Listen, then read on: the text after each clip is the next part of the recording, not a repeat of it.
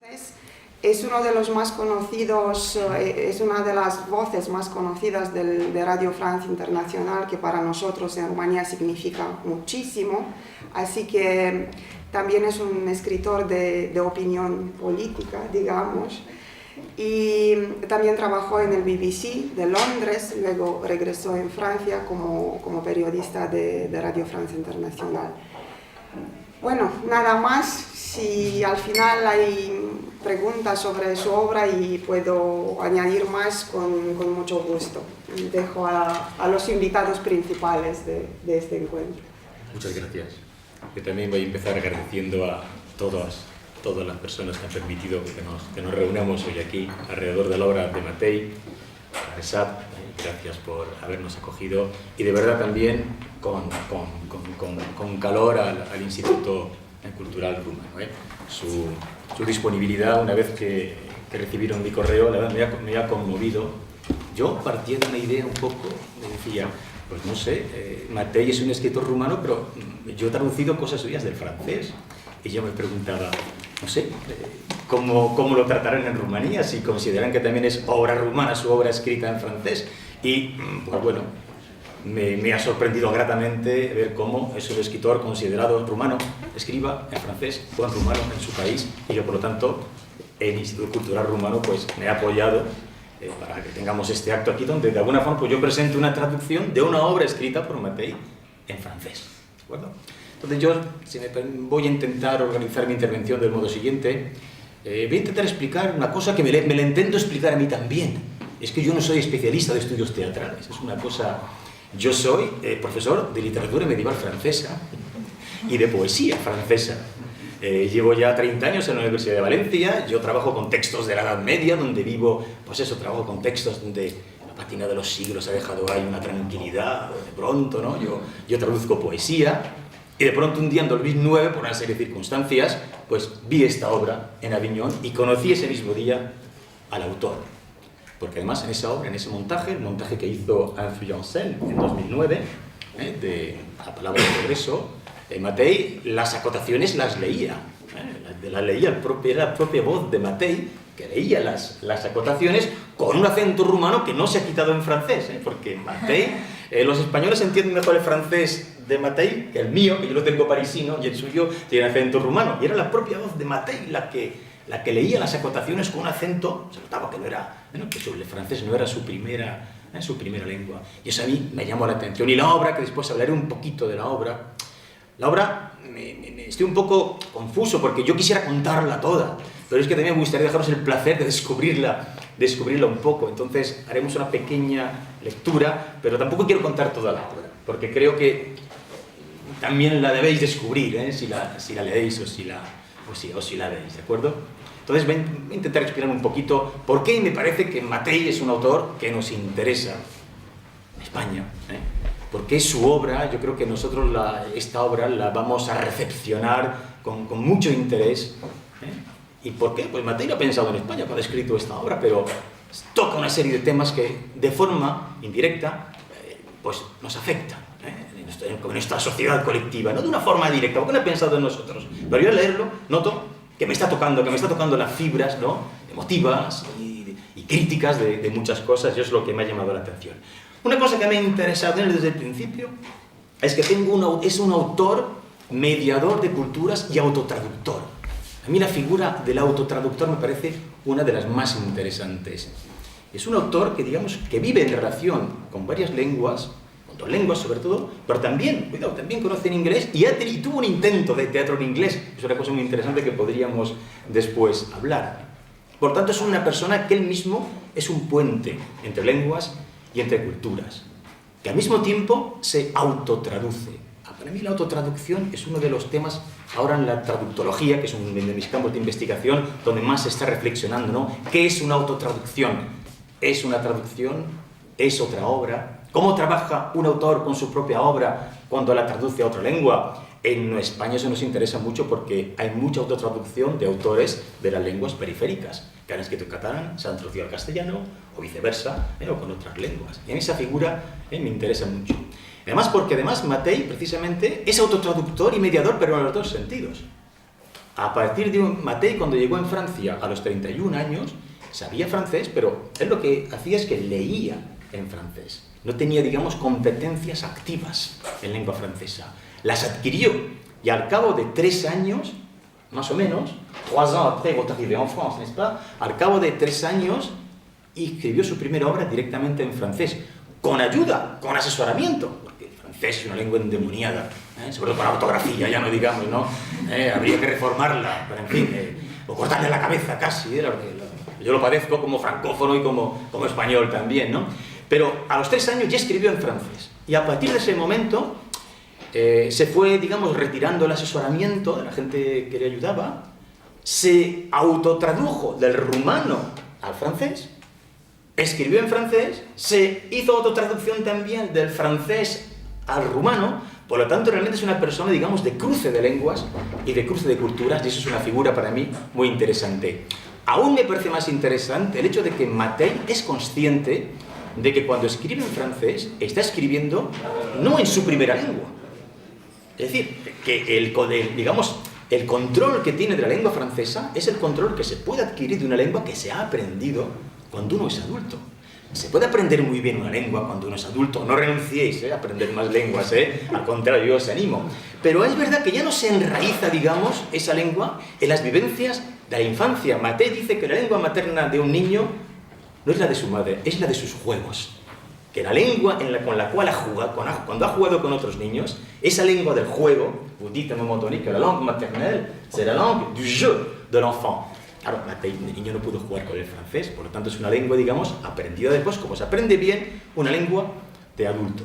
Y aún así Mattei es capaz de hacer una cosa extrañísima, de convertir, digamos, sus limitaciones naturales en francés, en un elemento creativo. Él mismo lo reconoce, por ahí. Dice, a mí me cuesta muchísimo escribir en francés.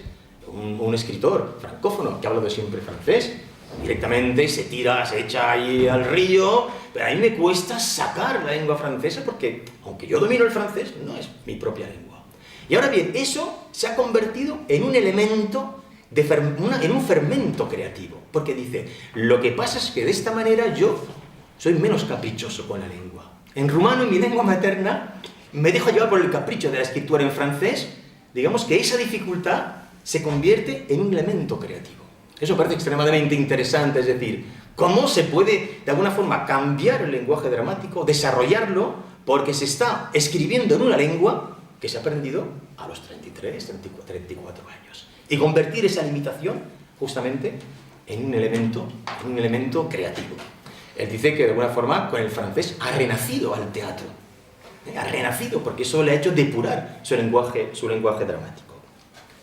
Otra cosa muy interesante, claro, y es que cuando vemos que es un autor, que escribe en varias lenguas, pues siempre se le va a hacer la pregunta. Esa pregunta se la han hecho tantas veces que no sé si la vamos a ver, pero ¿qué relación ve él entre cultura, identidad y lengua? Es la pregunta que nos sale un poco, ¿no? ¿Se considera usted un escritor rumano aunque escriba en francés? ¿Usted considera que es de cultura francesa porque escribe en francés? ¿O que únicamente el francés es un instrumento, pero no forzosamente usted es un defensor, digamos, pues de los valores que se podría pensar? Sí que hay valores que definen las culturas, que sería otra cuestión más amplia, ¿verdad? Entonces es una pregunta que a mí me interesa mucho. De hecho, no pensemos que porque Mattei, efectivamente, Francia es la patria mental, como he dicho, milita la patria mental de Mattei, es decir, en los años de la dictadura, Mattei pensaba en Francia y se conocía perfectamente el plano de París. El día que lo dejó el tren allí, en la Gare de l'Est, que era la estación a la que llegaban los que habían escapado de Rumanía, directamente ya sabía a dónde tenía que ir y a cada lugar, ¿no? Porque París, no Francia, cuidado, París era su patria mental. Había conocido a los escritores franceses, sabía perfectamente dónde tenía que ir.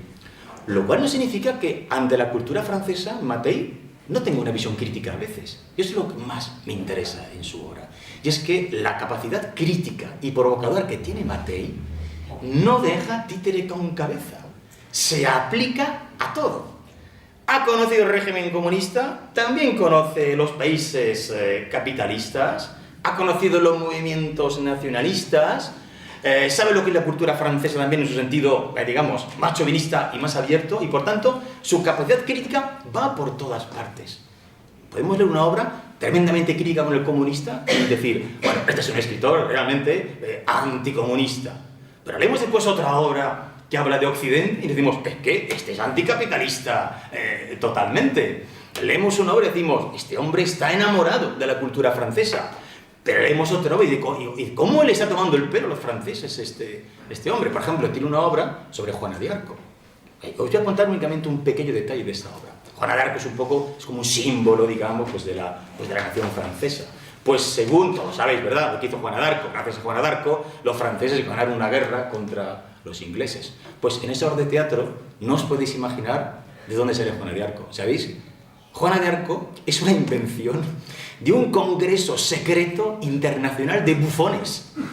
Los bufones están hartos de que los reyes lleven 100 años haciendo la guerra y deciden reunirse en secreto porque son los únicos que tienen acceso a los reyes y son ellos los que crean el personaje de Juana de Arco. Y estamos tocando, de cuenta, una fibra de la cultura tradicional francesa. Por lo tanto, esa capacidad de Mattei para estar entre las lenguas, entre las culturas. También a él le interesa mucho el personaje de Cioran, le interesa mucho a Mattei, tiene una obra sobre Cioran. Sabes que Cioran es de origen rumano, pero de expresión francesa. Cioran ha dicho cosas muy duras sobre Rumanía, ¿verdad? Los recuerdos que tiene. Tiene una obra extraordinaria, yo os las contaría todas, pero no puedo, que se llama pues Boadilla en París, Boadilla con vistas a la muerte. Son los últimos años, el último año de Cioran. Cioran murió de Alzheimer, está perdiendo la memoria, y hay una escena extraordinaria, y es cuando Francia quiere hacer de Cioran un escritor francés. Claro, dicen, usted escribe en francés, es un escritor famosísimo en Francia. Aquí la gente se pelea porque le demos la nacionalidad francesa, porque demonios usted no pide la nacionalidad francesa. Entonces lo que están persiguiendo es a Cioran para que quiera ser francés. Y Cioran lo que dice es que no, que él quiere ser apátrida. ¿No? Dice, me siento mucho más libre si no tengo que servir a ninguna patria. ¿De acuerdo? Por lo tanto, ese tema, que también es un tema que nos afecta, ¿verdad?, en nuestro país, qué relación entre cultura, identidad y lengua, pues Mattei tiene su forma, ¿no?, de ver esas cosas. Después también otra cosa que me interesa de Mattei es que es un escritor que se ha formado durante una dictadura.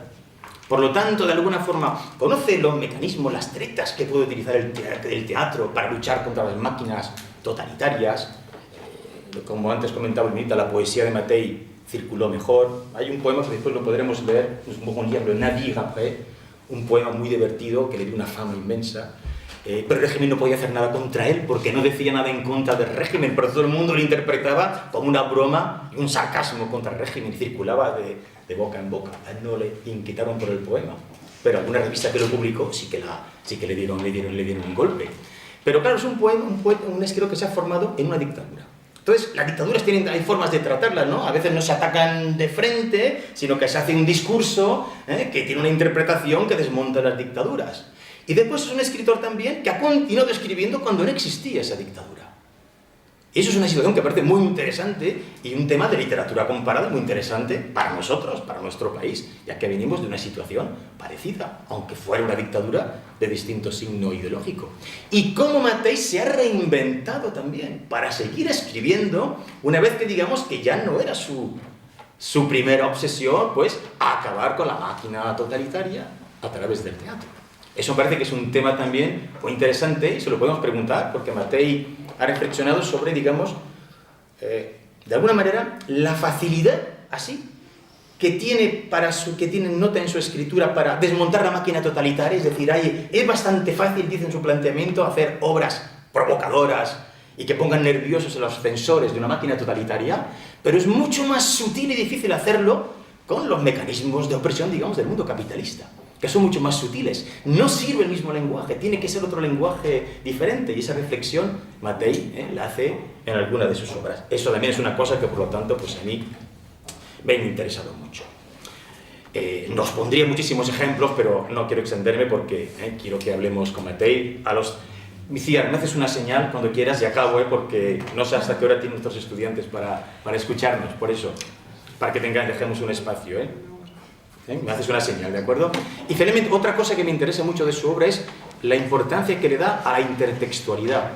Las relaciones entre el autor, el director, escena, los personajes salen a menudo en su literatura, tanto en su novela como en su poesía. Esto está completamente problematizado. Tenemos aquí un heredero de Pirandello, ¿verdad?, de los personajes en busca del autor. Esa situación es clave en sus novelas y en sus obras. Concretamente, en esta no, pero tenemos otras obras que lo que escenifican son las difíciles relaciones de un autor con sus personajes, también con su director, incluso con sus actores, todos en un mismo nivel de la ficción. Y a eso se añade también otra cosa, y es obras que se fundamentan en textos escritos por otros autores. Entonces se da un juego de voces, de cuentas, juego de cultura, juego de géneros, porque es autor dramático, de novela, de poesía, juego también de voces de la, digamos, de lo que es la narración, la fábula teatral, autor, personajes, y juego de voces con otras obras. Por ejemplo, pues tiene una obra que se llama La máquina Chekhov. La máquina Chekhov nos pone en escena a Chekhov, veis que se murió, que era médico, que estaba enfermo, cuando va a morir, en escena con los personajes de sus grandes obras que vienen a hablar con él, de La gaviota, de Tío Vaina. Es una obra en punto extraordinaria, ¿no? El propio Chekhov habla con esos personajes que de alguna forma le están intentando explicar pues, lo que es la muerte y cómo va a morir. O tiene otra que se llama Nina, o la fragilidad de las gaviotas, donde encontramos a los personajes de la obra famosa, ¿no?, de la gaviota, Nina, Grigori Treplev, pero 15 años después, así, de la muerte del autor, en plena revolución bolchevique. Y es ver ese trío amoroso, cómo reacciona en el momento de la revolución bolchevique. Tenemos también obras intertextuales con Cioran, por ejemplo, la que he comentado antes, también con Ionesco. Una de sus últimas obras es un homenaje a Ionesco, donde nos encontramos que unos prisioneros en una cárcel de estas de seguridad, centro de educación de la Rumanía comunista, la forma que tienen de pasar el tiempo es ellos mismos, en las camas de las celdas, improvisar la cantante Calva. Ya os podéis imaginar cuando el jefe de la cárcel los llama y les dice: a ver, ¿por qué ustedes se ríen si ustedes están aquí en un centro de internamiento? Hay que explicar al camarada responsable de la reeducación socialista la cantante Calva. Claro, el camarada dice: eso no es nada. Eso es el nombre de una operación encubierta para derrocar el régimen de este país. Y no cuento más cosas, porque realmente la situación que se crea a partir de allí es fascinante. Y bueno, pues la palabra progreso, yo la conocí hace unos años, me fascinó sobre todo esta obra, pues la mezcla que tiene de hiperrealismo y fantasía, las dos cosas al mismo tiempo. Crueldad y grotesco, sublime y grotesco. Es una obra donde se mezclan esas cosas y Matías es capaz de hacernos sonreír o reír desde lo más abyecto, mostrándonos lo más abyecto de la condición humana. A mí me recuerda un poco el Esperpento. Digamos, yo creo que esto es que en España quizás reaccionaremos bien a esta obra, porque eso me recuerda un poco nuestra tradición del Esperpento, ¿no? Es una obra, y con esto voy a acabar, digo 4 cosas y después pasamos a la lectura, que se sitúa en un país, no sabemos exactamente dónde, pero está claro que es en los Balcanes y que el trasfondo es la guerra de los Balcanes. Todos sabemos que eso nos conmocionó nuestra conciencia de europeo, porque vimos que cerca, a unos cuantos, no muy lejos, ¿verdad?, volvíamos a revivir horrores que creíamos que habíamos superado, ¿verdad?, como el exterminio, la depuración, el malentendido entre las culturas, las lenguas, que llevan a una guerra de exterminio, ¿no? Entonces, todo pasa ahí. Y de lo que trata de la obra es del retorno, fijaos, por eso digo que pensemos un poco a qué nos recuerda, de los refugiados. Los refugiados vuelven, su hijo ha muerto en la guerra civil. Son recibidos por un miliciano que los acoge con los brazos abiertos, pero les da una caña que os podéis imaginar, ¿no? Se les obliga a besar la frontera, a cantar el himno del nuevo país. La única obsesión que tienen esas personas es encontrar el cadáver de su hijo, que ha muerto en la guerra civil, en el bando de los vencidos. Toda la obra de alguna forma es cómo van a hacer para desenterrar esos restos y darles una digna sepultura. Las madres de ese país necesitan una tumba para llorar a sus hijos y poder seguir viviendo. A partir de ahí, lo que se va creando ya no es solo una situación, no se habla únicamente de una situación concreta, se está hablando de alguna forma, pues, con un gran pesimismo, pero un pesimismo vitalista, creo que es la palabra, digamos, de lo abyecta que es la condición humana, la crueldad que los seres humanos tienen para tratarse. Y no solo estamos hablando de una guerra, es un país que además ha pasado del comunismo al capitalismo. Pero se ve también en la obra, y justamente la escena que hemos elegido es una que lo deja muy claro, cómo ese tránsito no ha sido tampoco el paraíso que se esperaba. Se han abandonado el antiguo infierno, pero lo que se está creando son otros problemas, donde lo más abyecto del ser humano también tiene ahí campo para actuar. Con un personaje fascinante. Ahora a Rafael nos haremos un pequeño trocito que es Irvan. Y también ha sido una guerra nacionalista también, de alguna manera. Esos ingredientes están ahí. ¿Y qué hacen los pobres, la gente que se ha escapado, que se ha exiliado, las chicas jóvenes que se han exiliado de ese país para poder sobrevivir a Occidente? ¿Qué oficio están desempeñando para poder vivir? Son jóvenes y guapas, pues lo podemos imaginar, ¿verdad? Y también Saleh, ¿qué acogida da a esos exiliados Occidente? Unas escenas absolutamente fascinantes que tienen lugar pues, en un burdel parisino. No las cuento, porque... Pues, ¿te das cuenta? Eso, a mí eso me recuerda algunas cosas que nos afectan directamente sin que trate de nuestro país, ¿no? Y como la visión crítica de Matei se toca a todo. Matei no es un autor que nos dé soluciones.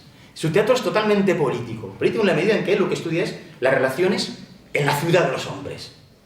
Pero no es un teatro que nos diga de una forma clara y explícita, que nos dé una solución clara y explícita para, en mi opinión, para resolver esa convivencia. Lo que pasa es que nos provoca la reflexión. Y con eso está. Muchas gracias. Y perdón si me he extendido, ha sido una pasión por la obra de Matei. Si te parece, entonces, lo que hacemos ahora, antes de pasar... Yo tengo unas preguntas preparadas en francés para Matei, pues daríamos también la palabra, para que os situéis. Podríamos hacer ahora una pequeña lectura. Yo le voy a dar la réplica, yo no soy actor, pero le voy a dar la réplica a mi amigo Rafa Núñez. Una pequeña, os ponemos en situación. Necesitamos a alguien que nos lea las acotaciones, por favor. Alguien que nos lea las acotaciones de la escena. Son muy cortitas. Yo tengo quelqu'un pour nous lire les... Sí, venga. Venga, aquí tenemos el texto. Aquí el texto está aquí. No, es este de aquí. Ven. Alguien que nos lea las acotaciones. ¿Vale? Mira, vamos a hacer... Os ponemos en situación la primera escena. ¿Vale? Es muy cortita. La primera escena. Después la escena 21, donde solo tienes 3 o 4 acotaciones. Esta. Tú nos lees la acotación. Van a ser 5 minutos. No, únicamente las acotaciones grandes. ¿De acuerdo? Estamos al principio. Este es el principio absoluto de la obra. Matei, vous allez parler, ne vous inquiétez pas. C'est une présentation. Je regrette de vous avoir pris la parole. ¿Voy? Venga, adelante. Vipko y Stanko. Los dos hombres están escondidos a uno y otro lado de una especie de tierra de nadie, que podría ser una calle desierta que separa dos campos en guerra. ¡Stanko! ¡Stanko, hijo de puta! ¿Me oyes? Venga, hijo de puta, contesta. Sé que me oyes. Joder. Responde. No puedo quedarme aquí todo el día. ¿Me oyes o no? ¡Sí! ¿Aún estás vivo, hijo de puta? ¡Sí! ¿Aún no te han volado la tapa de los sesos? ¡No! ¡Mariconazo! No te queda mucho, cabrón. Te vamos a hacer pronto picadillo. A ti y a los maricones como tú. ¿Me oyes? Sí. ¿Me oyes y no dices nada? Digo que eres un mierda y un perro rabioso. Y un día de estos te vamos a hacer tragar tu propia lengua. ¿Ayer fuiste tú el que me disparó? ¡Sí! ¿Y sabías que era yo? ¡Sí! ¿Sabías que era yo y aún así me disparaste? Sí. Y la próxima vez te voy a reventar los sesos. No te preocupes. Mira que eres basura. ¿Os queda aún de comer allí? Hay un olor a podrido que viene de donde estáis. Pronto os vais a comer vuestra propia mierda, tú y los otros hijos de puta. En cuanto el viento sopla de vuestro lado, huele a mierda. ¿Ya habéis empezado a comer mierda? ¡Stanko! ¿Me oyes? Sí. Te he hecho una pregunta. Que te den. Dime, hijo puta. ¿Ha parido mi hermana? ¿Sí? ¿Cuándo? Esta noche. ¿Y ha salido bien? Y entérate, sí, tengo un niño, gilipollas. ¿Un niño? Sí, y lo vamos a llamar como tú, inútil. ¡Ah, no! ¡No quiero! Claro que sí, pobre gilipollas. Vamos a llamarlo Pipco porque para nosotros ya está muerto. Y vamos a llamarlo Pipto Chiquitín para que la familia se acuerde de Pipco el gilipollas que está ya muerto. De todas formas me la suda. Muy bien, anda y que te den. Mi hermanita está aún en el hospital. No, ha parido en casa. Bueno, escúchame bien, imbécil. Voy a enviarte un pequeño paquete. Lleva azúcar y leche en polvo. Se lo vas a dar a Ida. ¿Me oyes? No necesitamos ni tu azúcar ni tu leche en polvo. Puedes comértelo hasta reventar tú solo. Eres un mocoso. Haces lo que te he dicho, ¿me oyes? Yo soy el cabeza de familia. Te empujo el paquete al medio. ¿Me oyes? Y porque apestas a mierda, he puesto dentro un paquete de Marlboro. Para ti. Son of a bitch. Te lo vas a fumar y vas a pensar que un día de estos te voy a meter una bala en la cabeza. ¿De acuerdo? Empuja el paquete. Con la ayuda de una pértiga, Pipco empuja el paquete al medio de la calle. Con la ayuda de otra pértiga provista de un gancho, Stanco arrastra el paquete al otro lado de la calle. ¿Lo has cogido? Sí. Se lo das a mi hermana. ¿Entendido? Stanco, encendiendo un cigarrillo. Sí. Y me dices si necesitas algo más. Echa con voluptuosidad el humo. No necesitamos nada. Tenemos todo lo que nos hace falta. Eres un canalla. Eres un chiflado. Unos momentos de silencio. Después alguien se pone a tocar la armónica, ya sea del lado derecho, ya sea del izquierdo de la calle. Fin de la primera escena.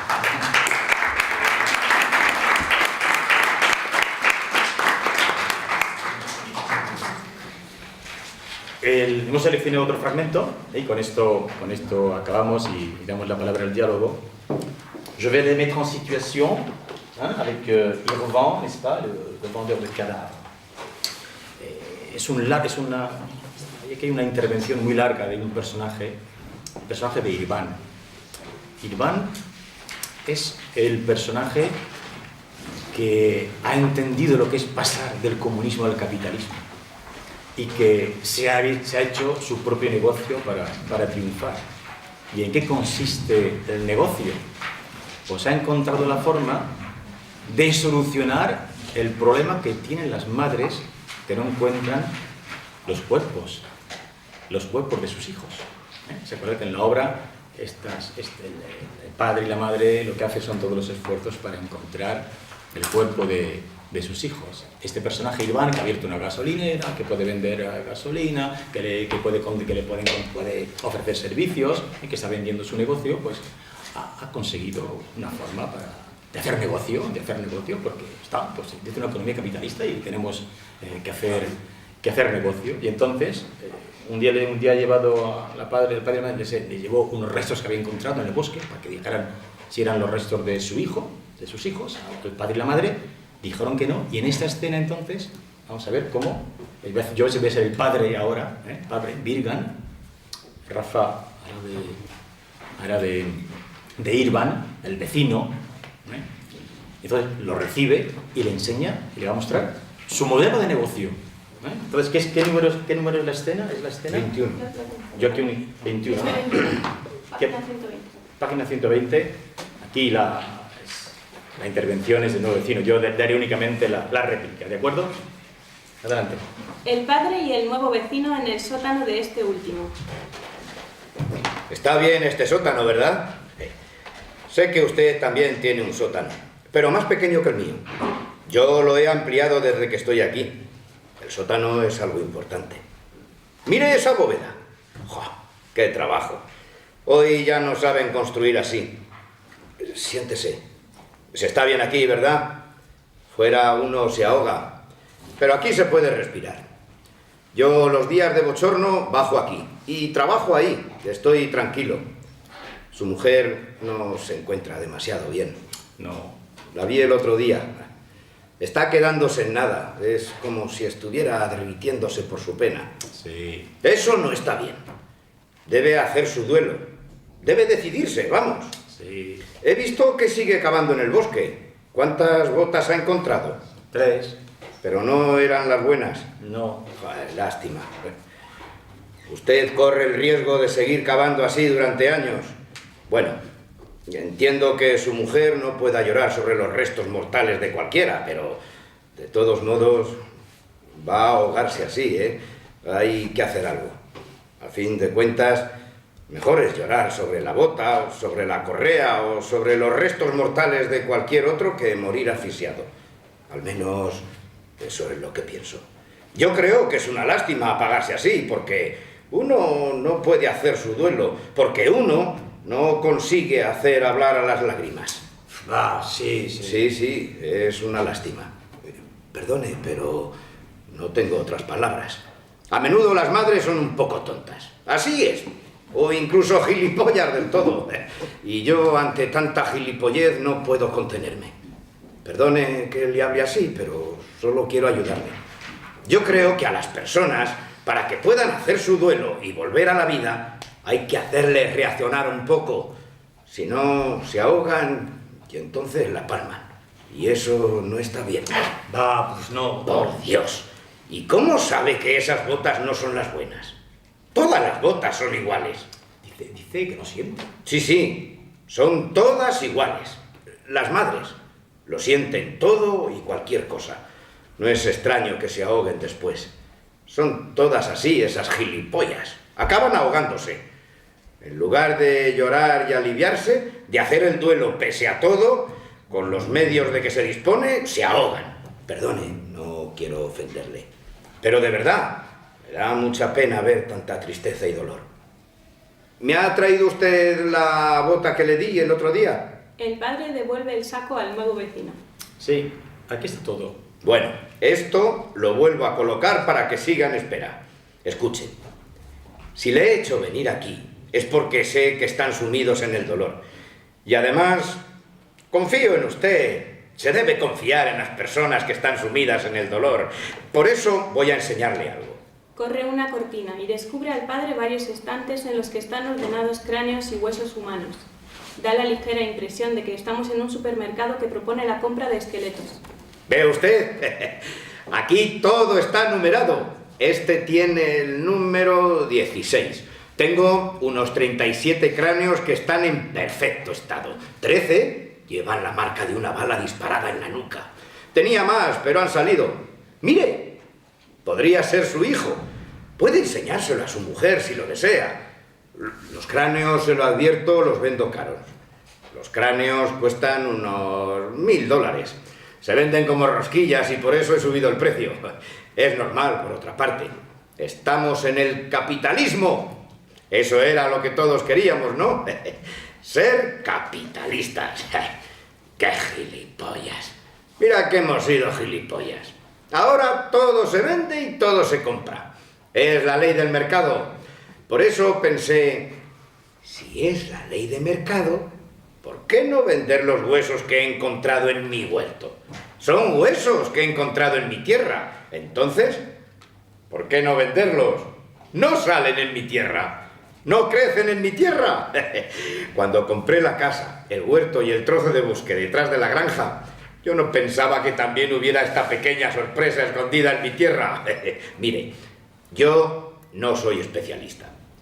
Tal vez debería haber informado a la ONU, o a la OTAN, o no sé a quién. Pero como estos huesos salían de mi tierra, me dije la ONU y la OTAN que les den. Yo soy el propietario de esta tierra. Me corresponde a mí administrar el negocio. Así que, bueno, lo clasificó todo por categorías. Los huesos, primero.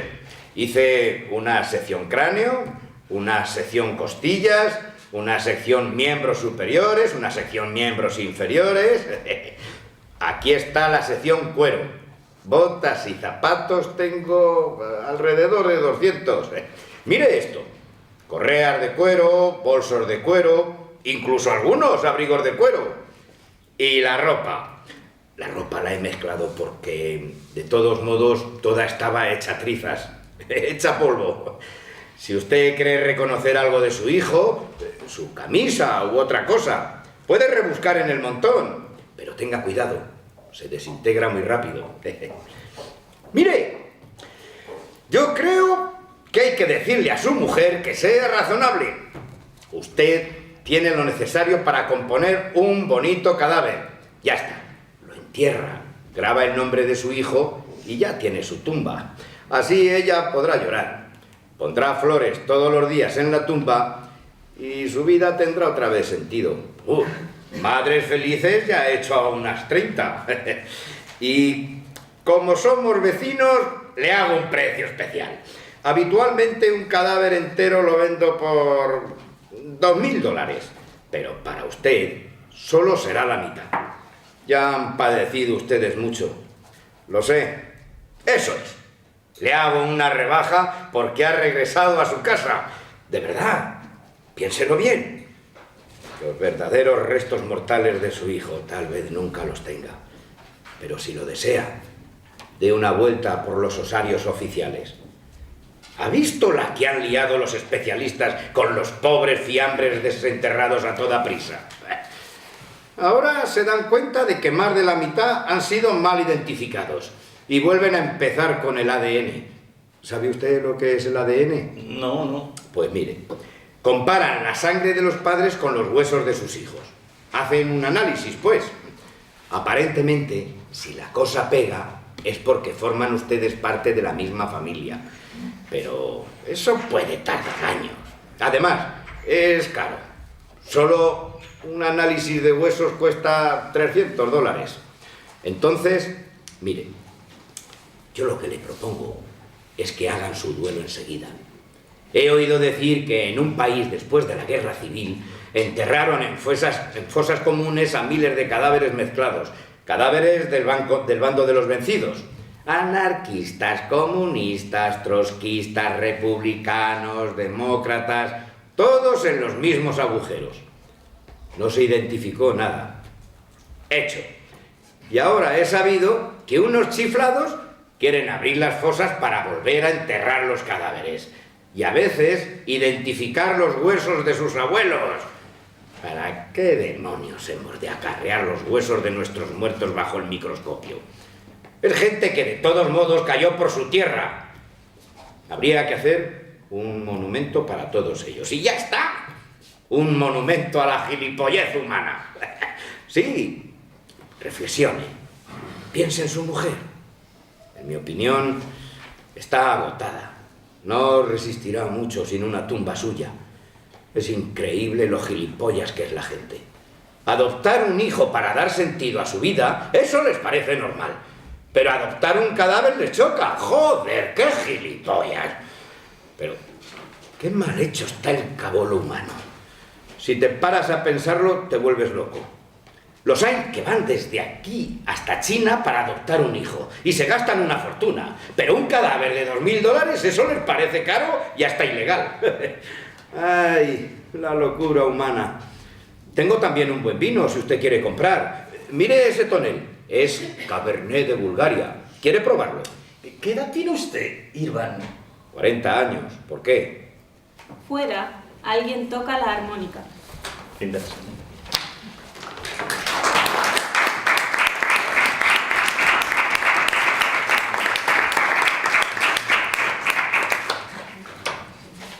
Bueno, pues este es los trocitos de la obra. Pero qué bien suena en español, qué bien suena. Qué Bueno, traducción. muchas gracias. Donc maintenant, yo mismo estoy, si tenéis preguntas, comentarios, hacer a Matej Wiśniewski, si los podéis hacer directamente en francés o en rumano y traducimos, si es en francés, en castellano, yo traduzco al francés y también ayudo a traducir sus respuestas. Voy a empezar yo. Para nosotros siempre lo que es la cocina de un escritor es algo que nos importa mucho. Muchos de los alumnos que están aquí son alumnos del itinerario de dramaturgia. Esto significa que estudian para escribir teatro y por tanto cómo tiene lugar el proceso creador es algo que les importa mucho, ¿no? A mí me gustaría, en primer lugar, preguntarle a Matei Wisniewski cómo es su cocina, cómo escribe su teatro. Sí. Voilà, je traduis Matei. Bien, ici nous avons des étudiants qui s'intéressent beaucoup à ce qu'il a appelé la cuisine de l'écrivain, c'est-à-dire, eh bien, comment se fait le processus de création de la théâtrale. Et donc, Lydia vous demande un peu, est-ce que vous pourriez dire en quelques mots, eh bien, comment est-ce que vous affrontez le processus de la création dramatique, de la création théâtrale. Alors, pas trop long, donc quelques phrases et je traduis, nous reprenons comme ça. Déjà, merci d'être là, de m'accorder du temps à 7 heures lundi matin. Le temps, c'est tellement important, donc merci pour ce cadeau.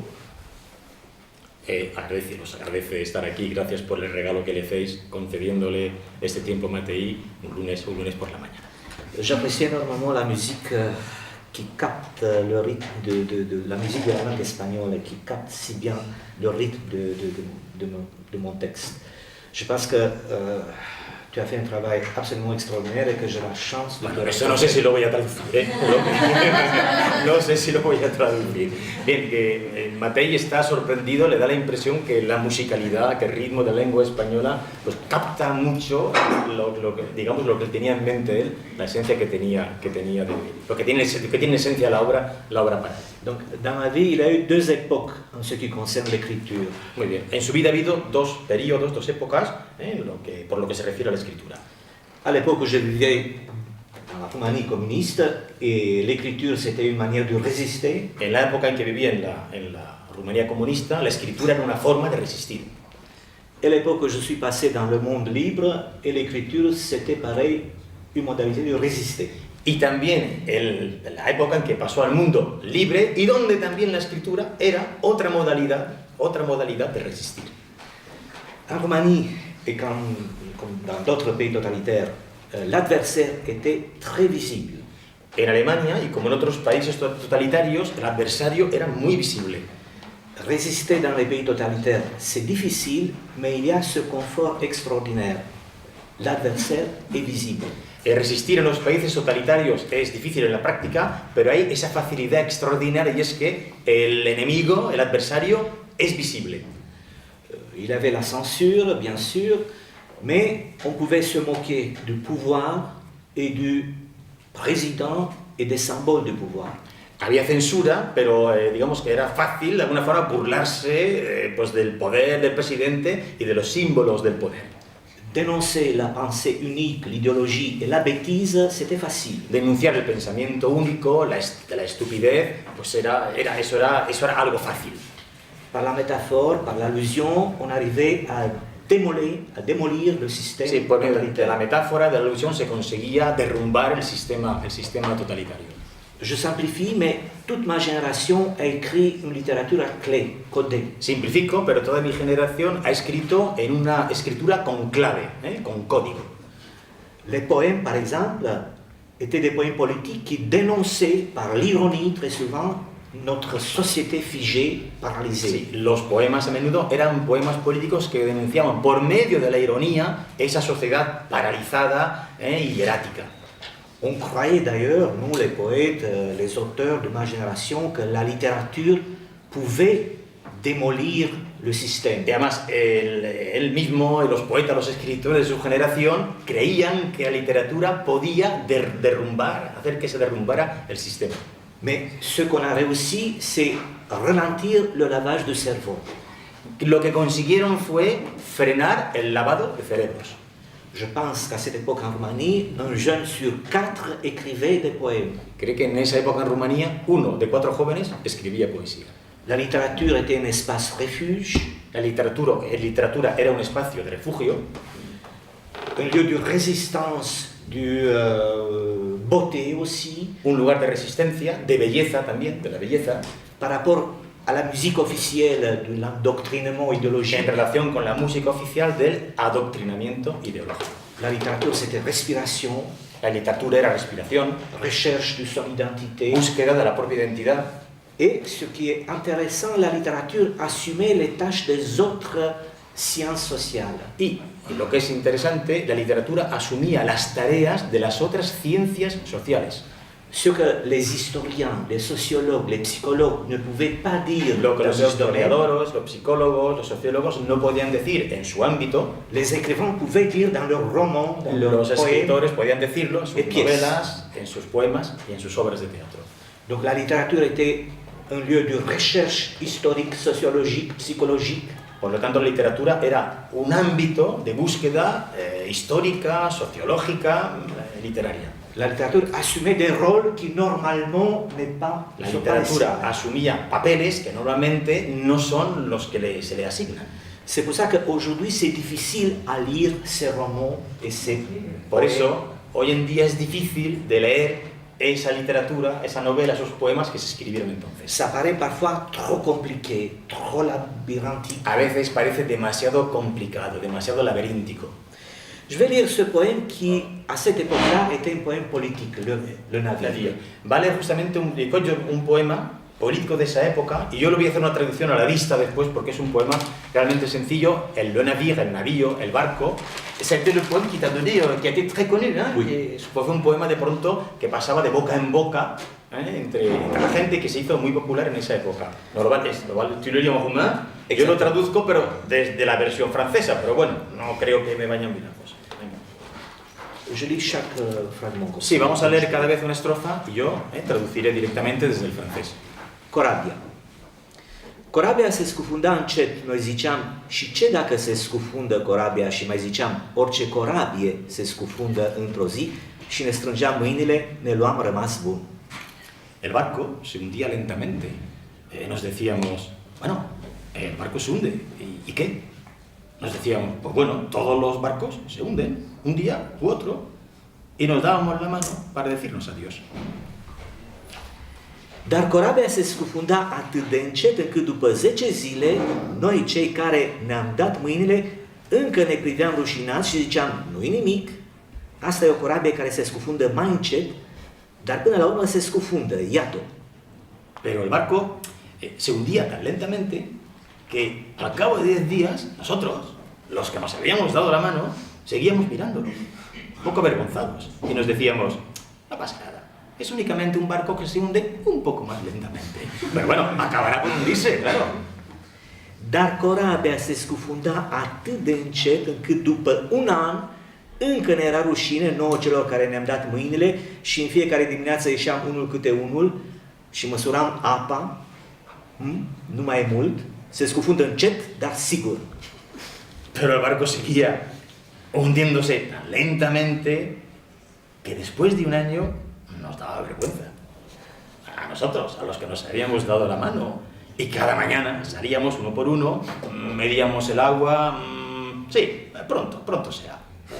Se hunde, lento, pero seguro que se hunde. Dar corabia se scufunda atât de încet încât după o viață de om încă mai ieșeam unul câte unul și priveam cerul și măsuram apa și scrâșneam din dinți și spuneam, asta nu e o corabie, asta e o... Pero el barco se hundía tan lentamente que al final de una vida entera de un hombre seguíamos saliendo uno por uno.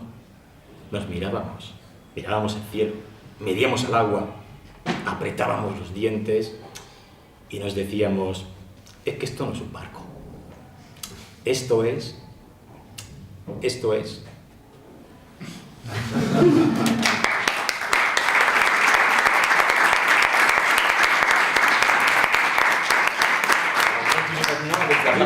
Ahora vamos a pasar al otro periodo, ¿no? Ça, c'est un exemple d'un poème politique qui, à cette époque-là, faisait rire et faisait du bien. Este es un ejemplo de los poemas políticos que en ese periodo hacían reír y que sentaban bien a la gente.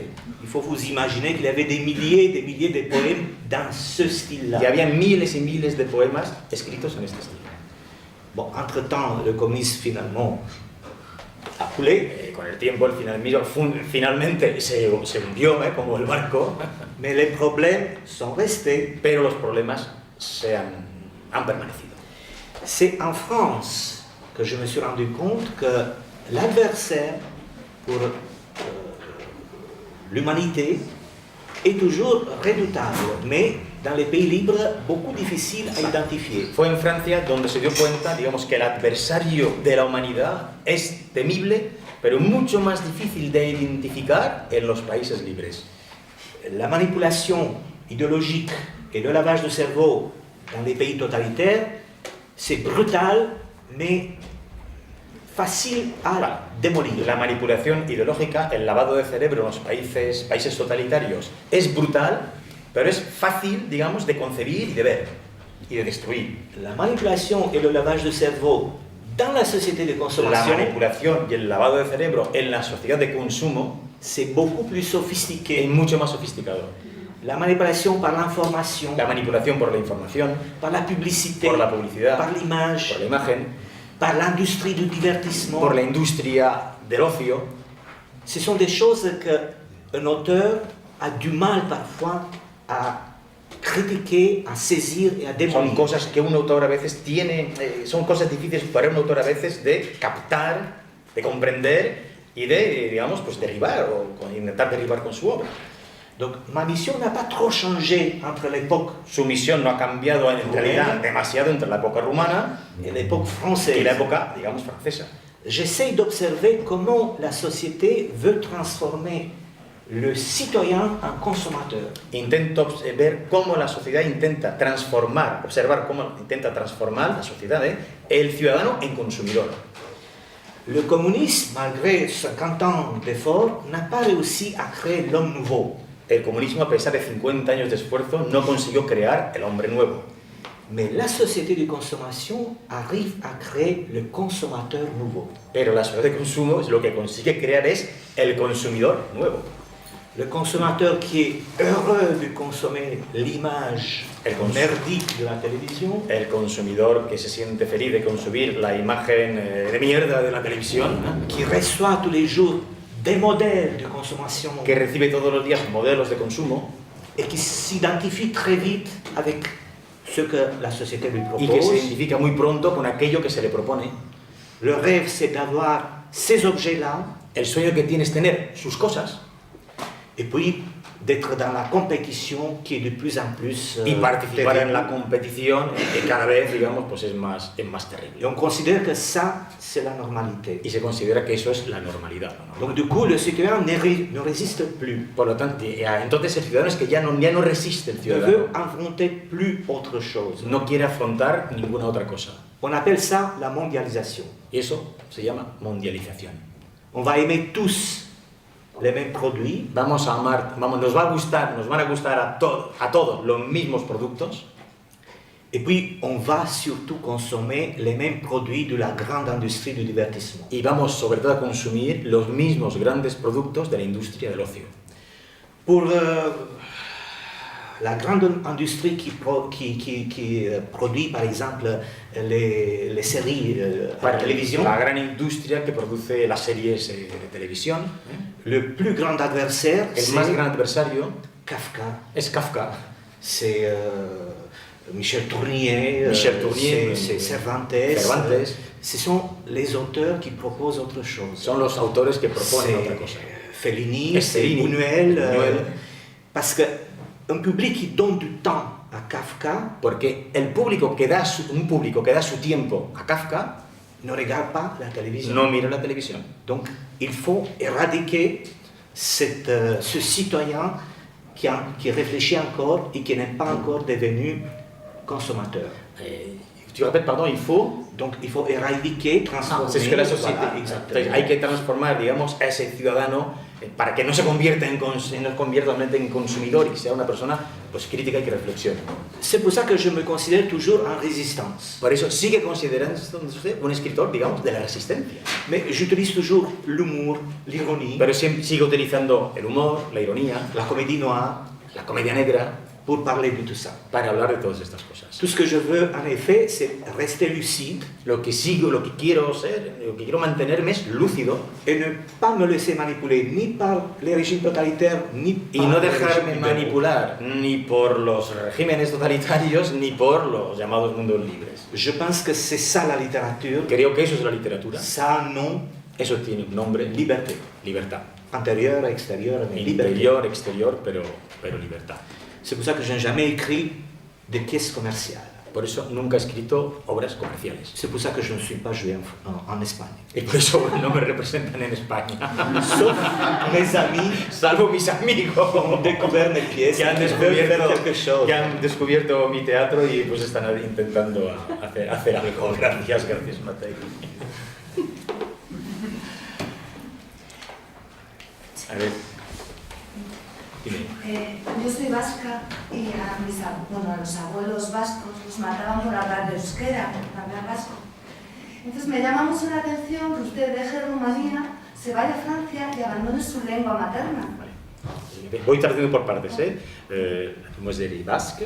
Elle nous raconte que ses grands-pères, eh bien, tu as dit que quand ils ont été tués, pas ses grands-pères, mais ses ancêtres, ils ont beaucoup de problèmes parce qu'ils parlaient basque, donc, et les frappait du fait que deje Rumanía y que escriba en francés. Elle les frappait du fait que tu abandonnes ta langue maternelle et que tu écrives en français. Porque pienso que quizás hubiera sido un acto de mayor rebeldía y mayor reafirmamiento de su identidad seguir escribiendo en su idioma. Elle croit que ça aurait été un acte de plus de révolte et d'affirmation si tu avais continué à écrire dans ta langue. J'écris mon théâtre en français, mais mes romans et mes poèmes en langue roumaine. Vale, es que escribe el teatro en francés, pero sigue escribiendo su novela, la novela y la poesía la escribe en rumano. Donc j'écris dans les deux langues. Escribe en las dos lenguas. Plus que ça, depuis que j'écris en français, j'ai redécouvert la beauté de la langue roumaine. Y además, desde que escribe en francés, ha redescubierto la belleza de la lengua rumana. J'ai dû m'éloigner de mon pays, de ma langue maternelle, pour redécouvrir la viscéralité. Ha tenido que alejarse de su país, de su lengua maternal, para redescubrir la visceralidad de su primera lengua. Encore une chose, par rapport aux deux langues, j'ai deux attitudes différentes. Y ahora, también, en relación con las dos lenguas, tiene dos actitudes diferentes, mantiene dos actitudes diferentes. Disons que la langue roumaine, c'était comme une femme et c'était ma femme, mon épouse. La lengua rumana era como una mujer, digamos que era como su esposa. Elle était soumise, elle m'aimait beaucoup. Estaba sumisa, él lo quería mucho, a él, la lengua Je ne rumana. faisais plus aucun effort pour la séduire. Y no tenía que hacer ningún esfuerzo para seducirla. Mais la langue française, c'est comme une maîtresse. Pero la lengua francesa es como un amante. Je dois faire des efforts tous les jours pour la séduire, Tengo que esforzarme todos los días para seducirla. pour écrire dans une langue que je suis en train encore d'approfondir. Para escribir en una lengua en la cual aún estoy profundizando. Et c'est pour ça que j'écris beaucoup de pièces en français avec cet exercice stylistique, essayer de dire beaucoup de choses avec peu de mots. Y por eso escribo las obras en francés con un ejercicio estilístico que consiste en decir mucho con pocas palabras. C'est pas une règle générale pour les écrivains, c'est No es pas una norma nécessaire. general para los escritores, no tiene por qué ser así en todos los Mais pour escritores. moi, la langue française m'a discipliné beaucoup en tant qu'auteur dramatique. Pero en mi caso, la lengua francesa me ha disciplinado mucho como autor dramático. C'est grâce à la langue française que j'ai appris même à respecter plus le silence dans mes pièces. Gracias a la lengua francesa he aprendido a respetar más el silencio en mis obras. Et aussi, essayer de me concentrer sur la valeur de certains mots et sons. Y también me ha permitido concentrarme sobre el valor de algunas palabras y sonidos. Et je vais, justement, je propose qu'on lise un fragment d'une pièce que je n'aurais jamais écrite de la même manière en roumain. Y propone que alguien lea, ¿no? que un fragmento de una obra que jamás habría podido escribir en rumano. C'est l'histoire des ours panda racontée par un saxophoniste qui a un petit ami à Francfort. J'explique un petit peu la pièce, un peu pour la situer. Oui. C'est la première pièce, je crois, une des premières que tu as écrites en C'est français. parmi les premiers écritures. Es una de las primeras obras que escribió Matei en francés, que además se juega en España. Ça a été joué en En catalán, en Catalogne. En Catalogne et aussi à Madrid. Y a Madrid se ha representado en catalán, en Cataluña, y también en Madrid se representó en español. Es la historia de los osos pandas contado por un saxofonista que tiene una amiguita en Frankfurt. ¿C'est ça? Vale, el Matei es que los títulos tienen su... Vale, es una obra, yo os voy a poner rápidamente en situación. Lo que pasa es que tenemos que buscar alguna... Se lo ofrecemos a alguien para... Hace falta 2 personajes, ¿no? Sí. Pues como es un chico y una chica, yo creo que si quieren Rafael y... Por favor, O si también queréis aquí, o también algún estudiante, pero bueno. La obra, vais a ver como cuando os cuente de qué va, vais a querer hacer el papel, ¿eh? Esta obra, de pronto, es en un dormitorio, se despiertan 2, un hombre, una mujer, un chico y una chica, se despiertan y el chico no recuerda nada, no sabe cómo está en la cama con esa mujer. Eso. Si tu veux la raconter, tu veux l'introduire, no, yo la fais moi-même. No, tú lo haces très bien. Y entonces, toda la obsesión es que el chico, hombre, quiere que la mujer le confirme que han hecho el amor esa noche. Ese es su gran reto, pero hemos hecho el amor, ¿qué tal? Y la mujer siempre se va por aquí, escabullendo por aquí y por allá, y no acaba, y no le da esa información, y eso le produce una gran frustración. Y al final, esa mujer, es una obra muy simbólica, muy poética, de las primeras que escribió Matei, un poco ya olvidándose, digamos, de esa escritura contra la máquina totalitaria. Esa mujer le promete al hombre 7 noches, 9 noches, 9 noches. 9 noches en que se verá con ella. Durante esas 9 noches son conversaciones son escenas, pues, a veces muy realistas, otras muy fantásticas. Y al final de la obra lo que ocurre es que se da la explicación del título, no voy a contar nada más. El final de la obra explica en el título. Es una obra que mezcla muchísimo, donde hay muchísima fantasía. Por ejemplo, una escena, la chica le regala al amante, no sabemos si es amante o no, le regala unos pájaros invisibles. Pues son unos pájaros que están en unas jaulas, no se pueden ver, pero están ahí porque si se pone de comer y se tapa, cuando se destapa, se han comido la comida. Y también se reproducen, de una forma muy curiosa, pero no se ve cómo se reproducen. Lo que se ve es que si se tapan las 2 jaulas, pasan unos de una jaula a otra. Al final la habitación se llena de pájaros en jaulas invisibles, que comienzan a devorarlo todo, incluso el cuerpo de las propias personas. Bien, esa de la devoración por los animales es una cosa que sale bastante en la obra de Matei, pero no podemos tratarlo. Y esta es una escena en la cual entonces c'est qui prend l'initiative, c'est l'homme ou c'est la femme? C'est la femme. La mujer le está pidiendo al hombre que haga unas cosas. Es un ejercicio, vais a ver en qué consiste lo que le pide. Justamente por lo del redescubrimiento del valor del sonido en sí y de la palabra. No, you must say each time. Si queréis, hay una didascalia, la puedo leer yo mismo. Yo leo las cotaciones. Ella y él en penumbra. Quizás acaban de hacer el amor y ahora descansan, sentados en el suelo, espalda con espalda, apoyándose mutuamente. Ella come granos de uva que desgrana uno tras otro de un racimo. Él sujeta un cigarro sin encender en la boca y un mechero en la mano. Di A. A. Más tierno. A. A. Quiero un A dulce. A. A. Di A como si dijeras que me quieres. A. Di A como si dijeras que no me olvidarías nunca. A. Di A como si dijeras que soy guapa. A. Di A como si dijeras que eres un asno. Di A como si dijeras que me deseas.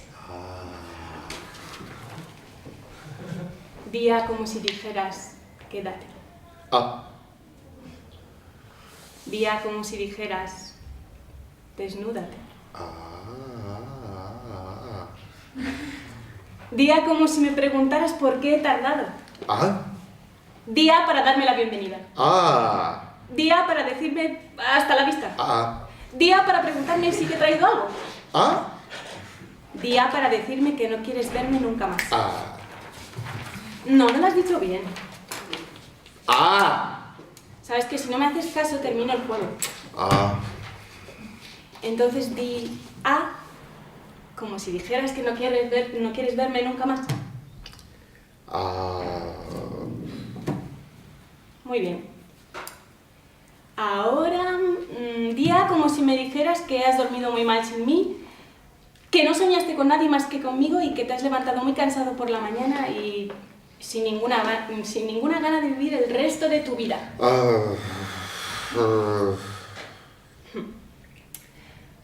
Día para decirme que tienes una cosa muy importante que decirme.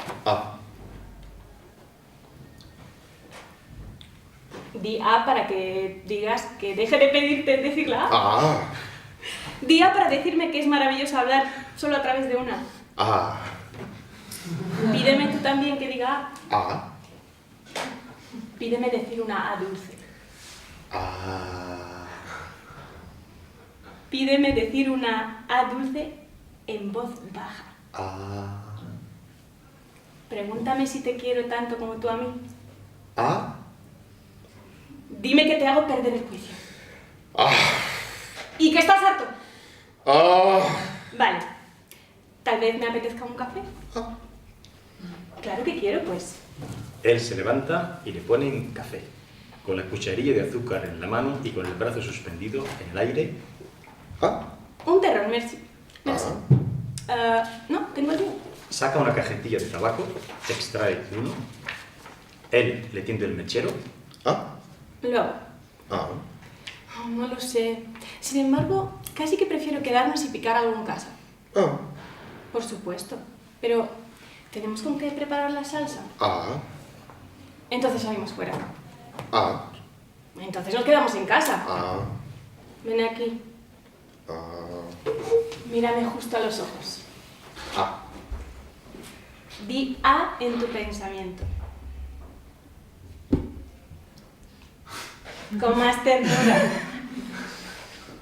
Más fuerte, con más claridad que lo pueda captar. De nuevo.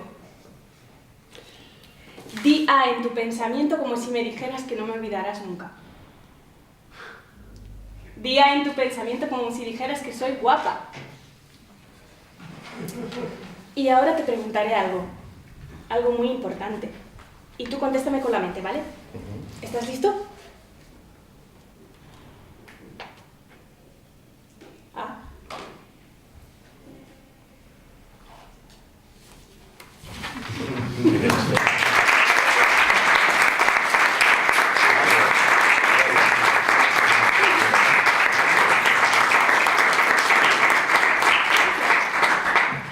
J'ai une conclusion. Tiene una conclusión. Tout ce que j'écris, que c'est des pièces politiques, poétiques ou d'amour, Todo lo que he escrito, ya sean obras políticas, poéticas o de amor, j'ai toujours essayé de transmettre tout d'abord une émotion. siempre lo que he intentado transmitir al principio, en primer lugar, es una emoción. Même la dénonciation la plus juste au théâtre, ça n'a pas de sens s'il n'y a pas une émotion qui passe. Incluso la denuncia, la más justa en el teatro, no tiene sentido si no hay una emoción que pase. Un auteur de théâtre n'est pas un journaliste, n'est pas un homme politique. Un autor teatral no es un periodista, no es un político. Oui, je dois transmettre un message, une information. Sí, debo transmitir un mensaje, una información. Mais ça doit passer par la beauté de l'émotion. Pero tiene que pasar eso por la belleza, a través de la belleza de la emoción. Parfois, l'émotion est beaucoup plus forte que le message. A veces la emoción es mucho más intensa que el mensaje. Si le spectateur sort ému d'un spectacle, Si el espectador sale conmovido, emocionado de un espectáculo, ils ne vont l'oublier jamais. jamás lo olvidará. C'est ça la force du théâtre. Y esa es la fuerza del teatro. ¿Vale? Y ya está. Pour moi.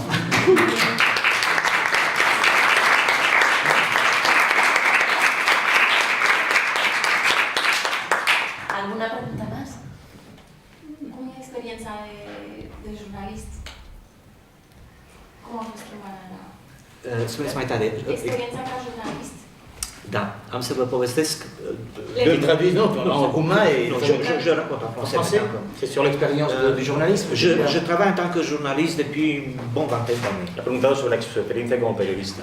Matei trabaja hace unos 20 años como periodista. Et l'auteur s'inspire parfois du travail de journaliste. Y el autor se inspira a veces del trabajo del periodista. Être journaliste, c'est travailler en effet avec la misère du monde. Ser periodista es trabajar, en efecto, con la miseria del mundo. À 90%, les informations sont des informations sur les horreurs qui El se passent. 90% de las noticias son noticias sobre los horrores que tienen lugar. Alors, à moi, il y a deux personnes. Le journaliste En mí hay dos personas, el periodista et l'auteur. y el autor. Le journaliste, il est pessimiste. El periodista es pesimista, Il est dégoûté. está asqueado. Depuis des années, je vois que le monde ne progresse pas Desde assez años vite. yo veo que el mundo no progresa lo suficientemente rápido. Le journaliste observe que les guerres recommencent El encore et periodista encore. observa que las guerras vuelven a empezar una y otra vez. Le journaliste qui est à moi n'a plus confiance dans l'homme. El periodista que hay en mí ya no tiene confianza, ya no confía en el hombre. L'auteur, El autor il dit non, il faut avoir confiance, dice, no, hay que confiar, il faut écrire hay que escribir et espérer. y tener esperanza. Donc il y a une bataille entre les deux, Por lo tanto, hay una lucha entre los dos. et heureusement que le journaliste, disons, il Y gracias que el periodista, digamos, observe l'horreur, observa el horror, mais l'auteur observe la lumière et pero el l'espoir. autor observa la luz y la esperanza. Voilà les relations entre les Y deux. esas son las relaciones entre los dos que así es como las ve Matei. Yo querría hacer una pregunta de una alumna que no ha podido venir, sí. que lo lamenta mucho. Por lo que hemos podido ver, hay temas o motivos que están presentes en su teatro, como la enfermedad, sí, como la enfermedad, como las guerras o las violencias, como la muerte. D'accord. Alors, elle fait une question d'une étudiante qui n'a pas pu venir, et donc elle la transmet. Elle te dit qu'il y a des thèmes qui apparaissent dans ton théâtre, eh bien, comme la vie de l'enfermedad, la maladie, la violence et la muerte, et la mort. Sí. Dis-moi. Tratadas con una visión irónica, con un humor negro. Traité, tu vois, avec une perspective envisagée de façon ironique, avec de l'humour noir, Pero presentes, en todo caso. mais tous ces thèmes sont toujours présents. Hein, en tout cas. La pregunta sería La question, voilà la question. si su teatro para edades tempranas, para Jean Public, incluye el concepto de lo terrible. La question est la suivante. Est-ce que ton théâtre, pour le jeune public, parce que tu fais des pièces aussi pour des adolescents souvent, aussi incorpore el concepto de lo terrible? ¿Eh? L'idée du terrible. Lorsque tu fais cuando hace teatro para adolescentes y jóvenes, porque Matei efectivamente tiene varias obras de esta, la idea es si ahí también lo terrible lo incorpora. O hay un cambio completo de temática. Ou est-ce que tu sens qu'il y a un changement complet de thématique? Déjà, j'ai vécu dans un monde, jusqu'à l'âge de 30 ans, qui était, je peux le dire, absurde. Para empezar, he vivido en un mundo que hasta los 30 años era, por así decir, absurdo. C'est le monde de l'utopie communiste. Era el mundo de la utopía comunista, qui a laissé derrière elle 100 millions de morts. Que ha dejado tras ella 100 millones de muertos. C'est l'utopie qui aurait dû résoudre tous nos problèmes. Es la utopía que tendría que haber resuelto todos nuestros problemas. Et qui a créé en fait des problèmes pour encore un siècle. Y que ha creado problemas para un siglo más. Par rapport au théâtre de l'absurde, que j'ai beaucoup aimé, en relación con el teatro del absurdo, que he apreciado muchísimo, que me ha gustado mucho, j'étais dans une relation de réalité absurde. Yo estaba con él en una, ¿cómo os diría? Tu te sentais dans une réalité absurde. En relación con ese teatro absurdo, él se sentía que estaba viviendo una realidad absurda. Donc pour moi, le théâtre de l'absurde, c'était du théâtre réaliste qui reflétait. Para él, el teatro del absurdo era un teatro realista que reflejaba la vida que ocurría donde él vivía. C'est clair, non? Está claro, ¿no? Et j'ai vécu dans ce monde-là où le théâtre de l'absurde, le théâtre du grotesque, le théâtre expressionniste, le théâtre Yo he vivido en ese mundo donde el teatro del absurdo, grotesco, fantástico, expresionista, était extrêmement important. Era muy importante. L'humour noir, bien sûr. El humor negro también. L'ironie et l'auto-ironie. ¿Eh? L'auto-ironie. Y la autoironía. La dérision et l'autodérision. Sí, como de la dérision, ¿cómo es que puede traducir la dérision? Sí, ayudadme. ¿Desilusión? No, la dérision es, digamos, dis-moi un autre mot pour dérision, parce que j'ai pas le mot en la tête. Ne pas se prendre au sérieux, ne pas se prendre au sérieux. No tomes, la dérision, no tomar en serio, no tomarse en serio, ni les autres, ni los otros, ni sí mismo. Ce sont des instruments du travail littéraire de l'Europe de l'Est. Dice que son instrumentos, eso es lo que hemos dicho, eso de no tomarse en serio, ni así, nosotros son instrumentos del trabajo literario de la Europa del Este. Et j'ai vécu et j'ai utilisé moi aussi dans mon théâtre ces instruments. Esos instrumentos yo los he utilizado también en mi teatro. Bon, j'écris en France aussi d'autres pièces, des pièces réalistes. He escrito también en Francia obras realistas. Mais en Roumanie, j'avais horreur de la littérature réaliste. Pero cuando yo estaba en Rumanía me horrorizaba la literatura realista. Parce que la littérature réaliste, c'était la commande sociale. Porque la literatura realista era el encargo du pouvoir de la société, de la sociedad, del poder. J'ai dû venir en France et attendre l'âge de 40 ans pour écrire mes premières pièces réalistes. Tuve que venir a Francia y esperar, hasta que no cumplí los 40 años, no escribí mis primeras obras realistas. En ce moment, j'ai une quarantaine de pièces, donc j'ai touché un peu à tout. Y ahora, en este momento, que tengo ya unas 40 obras, digamos que he tocado pues, a todos los palos. Mais je suis parti. Pero he salido, vengo de esa situación où l'absurde était pour moi une forme de réalisme. Lo absurdo para mí era una forma de realismo. Pour les enfants. Alors maintenant, pour la question des enfants. J'ai écrit des pièces politiques pour des jeunes enfants. He escrito obras políticas. Jeune enfant, qu'est-ce que tu veux dire? Pour que je traduise bien, les jeunes, adolescents, 8-18 ans. Para jóvenes de 8 a 18 años. Des comedias. Par exemple, enquête sur la disparition d'un grand jardin. Una cosa que es investigación sobre la desaparición de los enanitos de jardín. ¿Sabéis esos enanitos que hay en el jardín? Es una obra muy divertida en que de pronto los enanitos se fugan del país. Ça, c'est une pièce qui est beaucoup jouée en France. Es una obra que se representa mucho en Francia. Les jeunes s'amusent parce que los jóvenes se divierten porque, yo resumo rapidement, los enanitos de jardín un día están hartos de que estén siempre con la pala, de que los desprecien, de que los perros se meen sobre ellos, se rebelan y se fugan todos los enanos, y eso produce una conmoción política en el país. Ese es el tema. Et cette œuvre est représentée par des jeunes, par des adolescents, oui, tout à fait. Y esa obra la representan jóvenes adolescentes. Parce que finalement, ma question c'est pourquoi ces jeunes-là volent des nains de jardin pour les libérer dans les forêts. Porque la pregunta es que en esa obra es por qué los jóvenes en esa obra roban los enanitos de jardín y los liberan después en el bosque. Et j'ai trouvé une réponse. Y he encontrado una respuesta. C'est un message des jeunes, des adolescents vers les adultes. Es un mensaje de los adolescentes, la respuesta es que ese acto es un mensaje de los adolescentes a los adultos. Les adolescents veulent dire, vous les adultes, vous avez raté toutes vos révolutions. Los adolescentes les están diciendo así a los adultos, vosotros los adultos habéis fracasado en todas vuestras revoluciones. La revolución política. La revolución política. La revolución industrial ratée. La revolución industrial fracasada. La revolución sexual ratée. La revolución sexual fracasada. El SIDA qui est arrivé. Porque por el SIDA que llegó, etc. Il vous reste une solution pour sauver la face. Libérons les nains de jardin. Solo os queda una opción para salvar la cara, liberar los enanos de los jardines.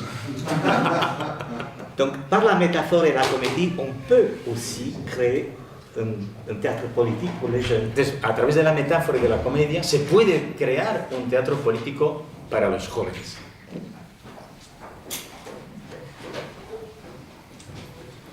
Bon, écoute, lo tenemos que dejar aquí. Muy bien, muy bien. Muchísimas gracias, ha sido un placer.